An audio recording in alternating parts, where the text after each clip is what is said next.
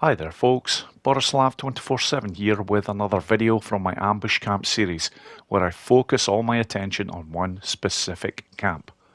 And on this video, it is none other than the Jefferson Rail Tunnel ambush camp that gets my full attention.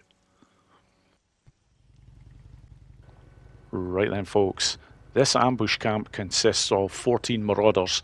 It is located in the far northern area of the Cascade region.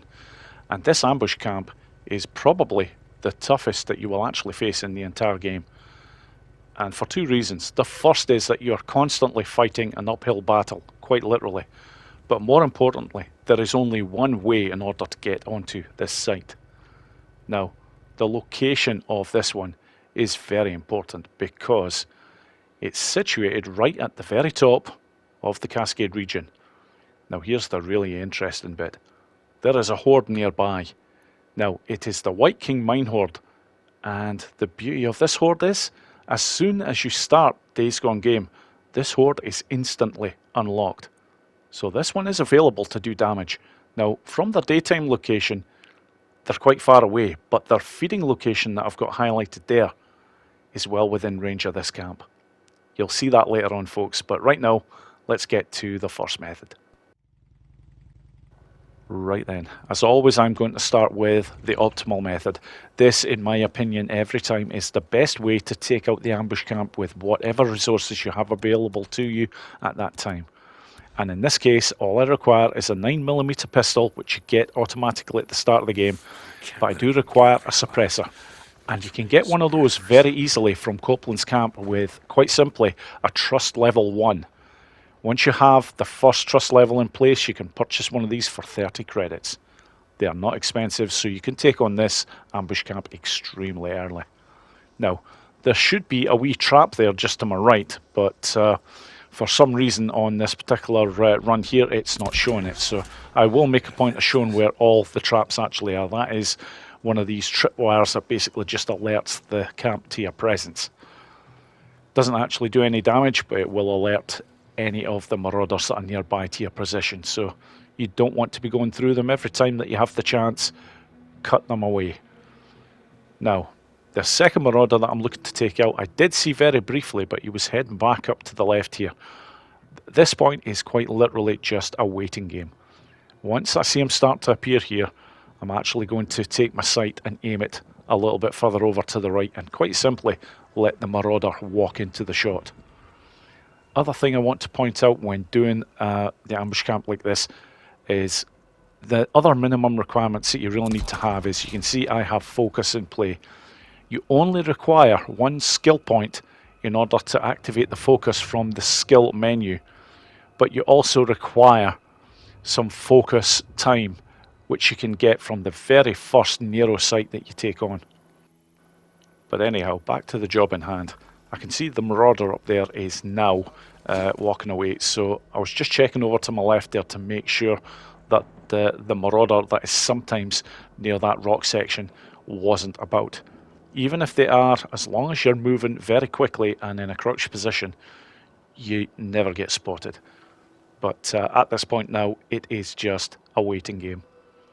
The beauty of doing it this way is by taking out certain marauders, it makes other marauders easier to get at. And you'll see how this plays out as this run goes on. It does start slow, but it does speed up, I assure you. Because there are certain ones where all of a sudden you can start to take out their numbers quite quickly. But that's it. That one's away, so I do make a point. Keep them crouched. The dive rolls are in play. That is the nice, quick, silent way of moving about when you're in these ambush camps. And from here, I'm just heading back down to this position. And for the next one, before I move on, I'm just making sure yet that marauder up there is out of the way, or at least looking the other way. And then from here, I make sure to stay close to this section of rock here, because I know there is a marauder to my right here. Now, if I'm not seeing the marauder instantly here, I will move into this position because I know the marauder will be on this top ledge section. I'm not worried about the ones over there. They can't see me.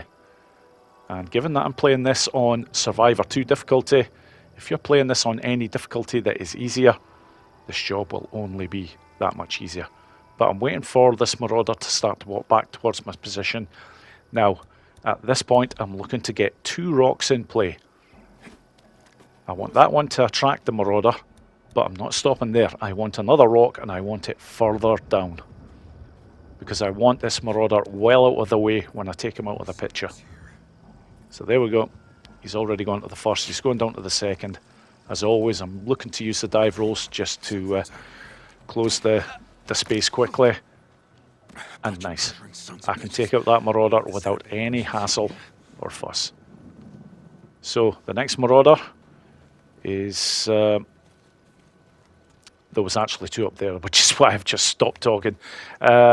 Basically, I'm now looking to get into this position here, because there is 1 marauder that is going to appear basically at this point that I'm going to show on screen with an arrow. After this, I have the very nice job of taking out the next 2 marauders with stealth very quickly, because there is 2 to my right that are basically busy doing whatever they're doing. But this one has to be taken out first. So again, just get him into position. That is probably the toughest shot you will have to make in this entire run. So from here now, these 2, cheerio. I always leave them until I have taken out those particular marauders, and then it just makes these 2 a nice easy affair indeed. So from here, this one again, you always get them where they're just basically daydreaming. Nice. So from here, the next stage is I'm looking just to get up to this position about here, and for once I'm actually going to use photo mode.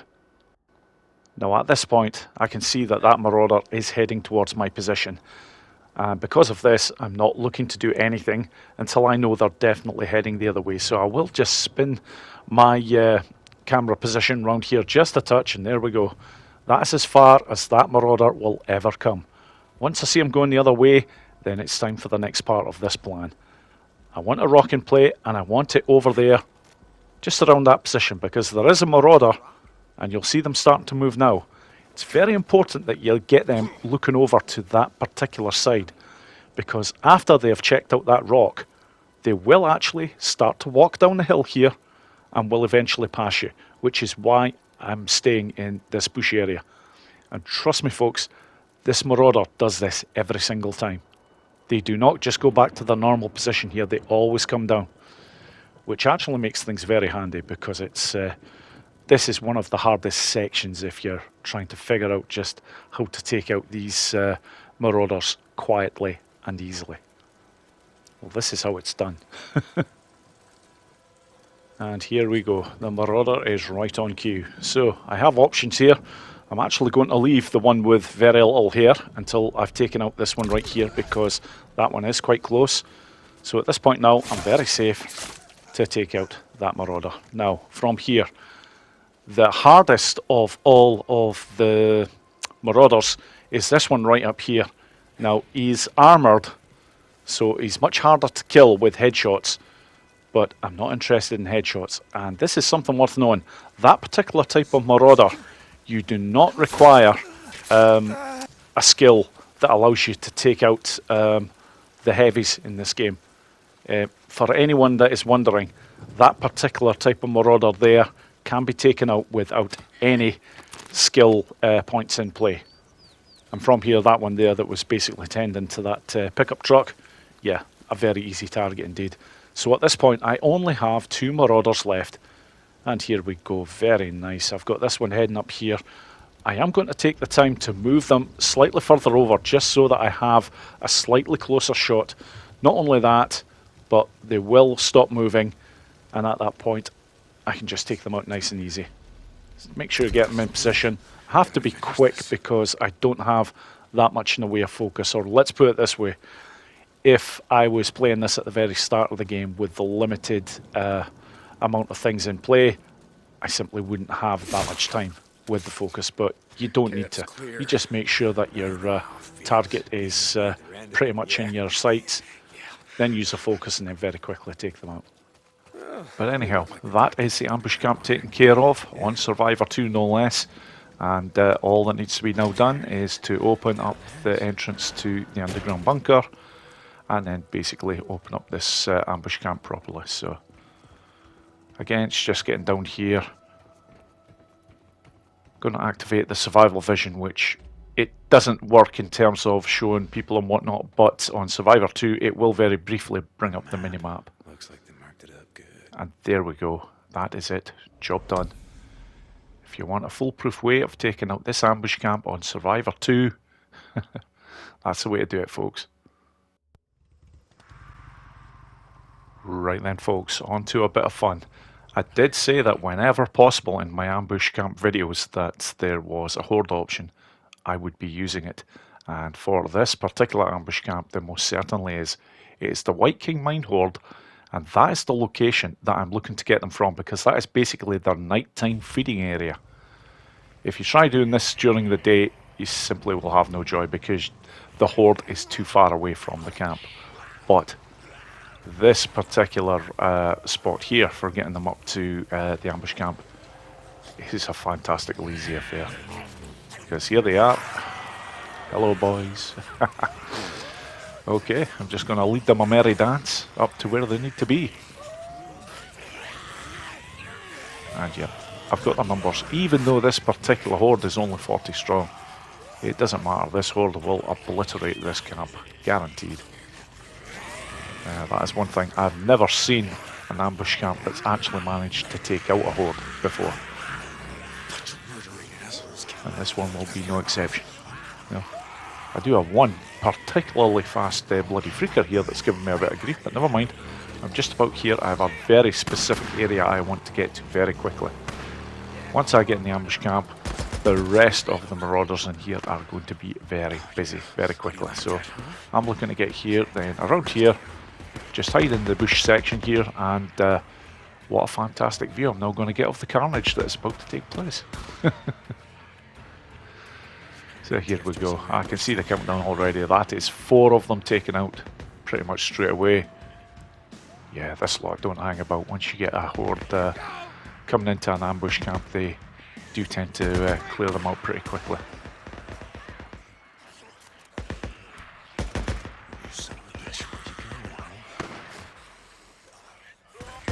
Yeah, as much as they try, there's not much that the marauders can do here, which is actually surprising. Deacon can take out hordes fairly easily, but this lot, nah. And I don't know what the hell that freaker up there's doing. Is that some form of new freaker dance? I'm not sure. To be honest, I don't care what they do as long as they take care of the marauders in the camp for me. Now, worth knowing that after they have taken out all of the marauders, before I actually go to open up the camp by finding the underground bunker entrance, I am going to show a very nice spot where you can take out the last of the freakers very easily and very safely.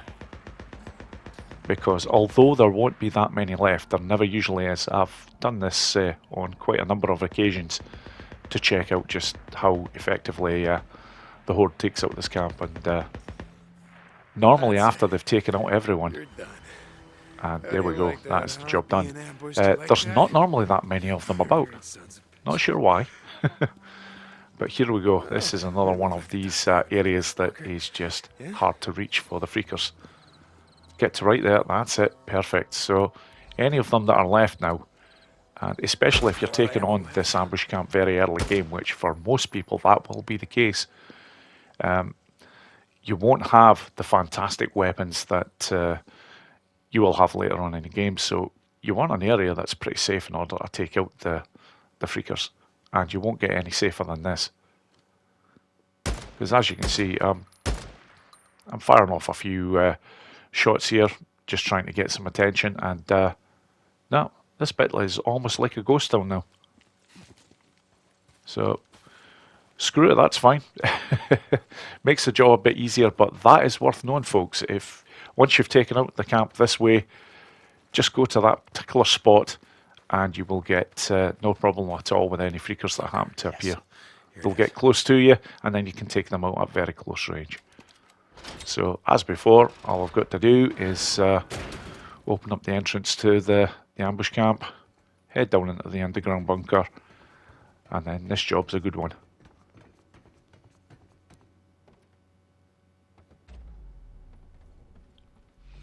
given how problematic this particular ambush camp can be to people, there is a lot of people that may just decide that this is actually the optimal method. But it's a nice one to be able to show you folks. So, okay, on to the last and final method.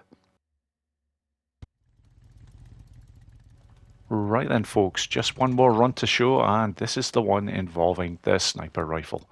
If you are lucky enough to have one, this is a fantastic way to take out this camp. You are gifted with a number of options. If you have a sniper rifle, it does make the job so much easier, but this one is going to be pretty much a play on how I normally go about taking out the camp, albeit it will be done a lot quicker with this bad boy. And the weapon I actually have here is an SSR. This is the one that you actually get from Skizzo's cabin. So this one is absolute overkill. The one that most people will probably get first that will do a good job is the Talon 7. And again, yeah, I'm just highlighting that there should be a noise trap there, so just make sure to be aware of it and cut it so that you don't have to worry about it. But here, this is where things just vary a touch. Obviously, I can see that one at the very top there. That is one marauder that will normally give you away very quickly if they're not taken care of. But this next one here, I'm quite simply waiting until they get down to this area. Because if I take them out at that top area, there is a slim possibility that somebody might see that marauder fall. Whereas over here, it's not an issue. Okay, very nice. Next, all my attention is basically going over to the area on my left. Now, yep, there we go, that marauder right there, and I just have enough to get a headshot in. And then, where is this next one? There we go, very nice. They're appearing very quickly, which does make things a little bit easier. So, these two here, I'm not bothering with sniper rifle bullets. I'm quite simply going to take them out with stealth. It's always good if you have some stealth options, even though you're using the sniper rifle, to use them, because obviously when you're using the sniper rifle with a suppressor, the suppressor degrades as you use it. Eventually, if you keep on going with a sniper rifle using a suppressor, eventually it's actually going to start to get loud. So anything that delays that from happening is always a good thing. And yeah, I didn't even bother looking this time because I was very aware of that if that marauder was looking at me, as they were going to get taken out very quickly. But this particular marauder that I've thrown the rock towards, I do so for a very good reason, because if you just take them out with a headshot, they can arouse the suspicion of the other two marauders that are on the top section. Especially the one that is normally attending to the vehicle over on the far side. So I just want to make sure that that doesn't happen and that they stay in their allocated positions. Now again, I'm going to get ready with the rock, because the most armoured of the marauders I never take out with gunplay. Not at the start anyways. The only time I would ever consider that would be if I had the BFG sniper rifle, purely because it is so bloody powerful. You don't have to be worried about headshots. A headshot with this guy would take 2 shots, because the first would simply remove the helmet. Whereas you can save all that hassle by just taking them out with stealth. Again, just using the dive roll to close the distance very quickly. Nice. So there's only 3 of them left here. Yeah, that one's done for. Now, the last 2. You do sometimes have a little bit of a waiting time before you actually see this first marauder that walks up the hill.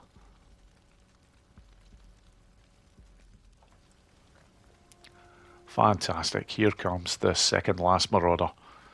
Now, I would normally wait until they were a lot further up the hill, but because I have the luxury of this sniper rifle, I'm going to take them both out very quickly.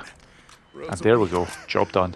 I know most people will not be able to use a sniper rifle like this unless you're playing a game on NG+, but If you are, Get an underground that is a bunker around fantastic way here. to do it. And that brings me very nicely to the end of this video. Thank you so much for watching, folks, and I hope you all enjoyed it. Take care.